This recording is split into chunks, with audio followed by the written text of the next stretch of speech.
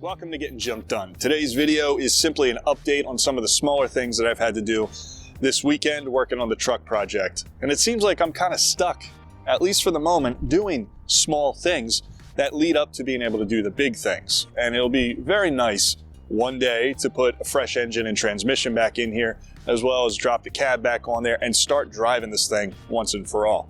But that's a long way off, and today I was able to remove the steering knuckle from the passenger side TTB, as well as weld in a frame saver from Jeff's Bronco Graveyard for the front core support on the passenger side.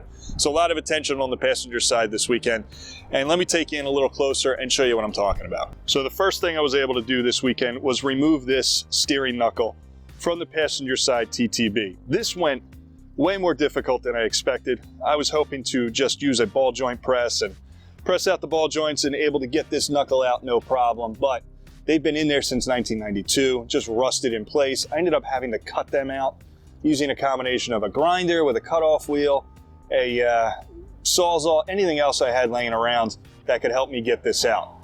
The reason why I had to remove the knuckle in the first place is because I'm going to reuse that knuckle on new TTBs that I'm getting from Desolate Motorsports. Desolate Motorsports allow for more wheel travel and better performance off-road, but I'm forced to use the same steering knuckle that came on the truck originally. Not a big deal, I can work with it. It's just getting it off the truck in the first place. Keep in mind, I did all the removal of the knuckle while the TTB was out of the truck. So if I had a lift and I left this on the truck, I probably would have had a bit more leverage, because this thing was kind of sliding around a little bit when I was trying to turn the bolts and everything on the ball joints themselves. But cutting them out worked. It was what I was forced to do. All this is going to get scrapped or sent in for a core when I get the new set of TTBs. And then the knuckle should fit right up to that, no problem. The second part of the project this weekend was to weld in a frame saver piece from Bronco Graveyard. And listen, I am not a welder. I've welded maybe 2 or 3 things my whole life. This is probably the third one, and it's not perfect, but it's definitely going to do the job for me. I ended up cutting out all the rotten metal from the original mount using Harbor Freight's 3-inch cutoff saw. I got this for like 25 bucks with a couple of wheels, and it did okay.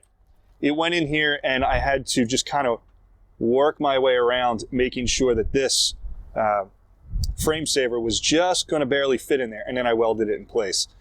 The final part of fitment was actually using a file.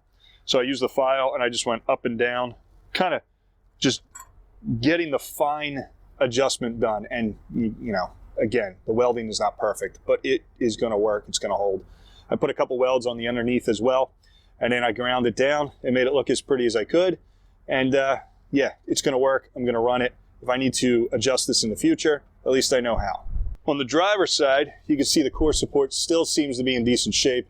It's a little thin, and what I'm thinking about doing is taking another one of those frame savers and just putting it underneath and welding that in place. I'm thinking about that. That'll probably do one of 2 things. Either keep it really strong and stout, or it might create a pocket for dirt and grime, and it'll, you know, make the rusting go even faster. So I don't know, I'm not an engineer, but this seems to be strong enough the way it is. And I do have another frame saver that I can put in here in the future. But then again, I should probably just do what I did on the passenger side over there and just cut this out and weld in the new piece now that I got that time. We'll see what I decide, but this seems to be strong enough the way it is. Maybe we'll make a decision about that soon. And here is the driver's side rather. The knuckle is still attached here.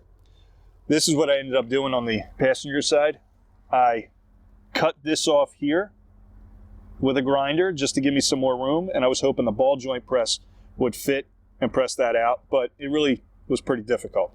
So then I got in here in this seam with a grinder and a Sawzall, and I just kept hacking at it until it came apart, and I did the same thing on the lower ball joint right in there. This one's way more difficult because you don't have a whole lot of access. If this whole setup was still on the truck, I might have had enough leverage using the weight of the truck to break that nut free, but it's so in there, I wasn't even going to really try it. after working on the passenger side, it just seems a better way to go, at least for me, is to just cut it out. I'm going to reuse the spindle, or reuse the knuckle rather, but I'm getting new ball joints. So what's the difference? The welder I used is the first real welder I ever bought. And keep in mind, it is just a flux core / MIG welder. Apparently you could do an aluminum spool gun, but I don't know, never tried it. It's the Hobart Handler 140.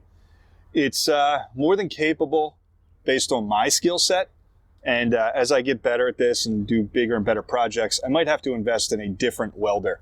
But all I did with a lack of experience, I went with the settings that are on the inside of the cover based on the thickness of the metal. And it worked. I did spend a lot of time grinding, but I got them in there. Removing the ball joints, at least on the passenger side, is a unique challenge for me, given that the truck has lived in the Philadelphia area its whole life from 1992. So it's experienced all the winters, even that blizzard of 96 that we still keep talking about here in Jersey. All the salt, road grime, and everything really has accelerated the deterioration of this truck as compared to other areas of the country. But we're making progress. We're getting all these little brackets and fasteners removed just fine. And occasionally I have to cut something out like the ball joints. Fully expecting to have to do that on the driver's side as well. Still not sure about welding in that frame saver for the driver's side like I did on the passenger side. You went through my whole thought process there a minute ago. We'll make a decision about that soon.